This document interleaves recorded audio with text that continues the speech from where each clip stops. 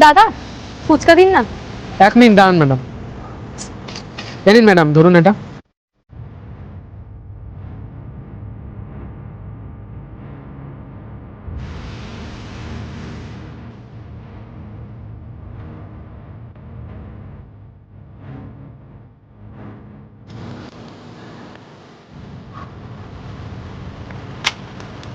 কত হচ্ছে আমার?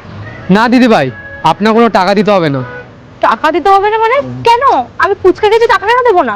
আসলে কি বলুন তো দিদি ভাই, আমি না গ্রামের বাড়িতে চলে যাব। আমার এখানে বিক্রি বাট্টা হচ্ছে না, কোনো লাভও হচ্ছে না। তাই আমার কাছে যা মালপত্র আছে সবাইকে ভেবেছি ফ্রিতে খাইয়ে দিয়ে আমি আমার গ্রামের বাড়ি চলে যাব।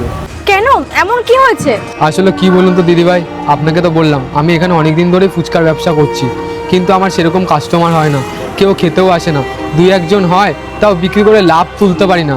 আমার দুবেলা দুমুঠো খাওয়া জোটে না। তাই ভেবেছি আমি গ্রামের বাড়ি চলে যাব। গ্রামের বাড়িতে গিয়ে লোকের বাড়িতে কাজবাজ করব।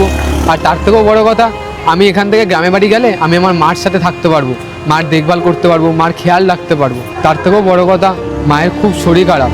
আমি এই ব্যবসা থেকে রোজগারই করতে পারছি না, আর মায়ের তো কত দামি দামি ওষুধ কিনতে হয়। সেই জন্য আমার অনেক সমস্যা হচ্ছে দিদিভাই। এর জন্য আমি গ্রামের বাড়ি চলে যেতে চাইছি। আচ্ছা,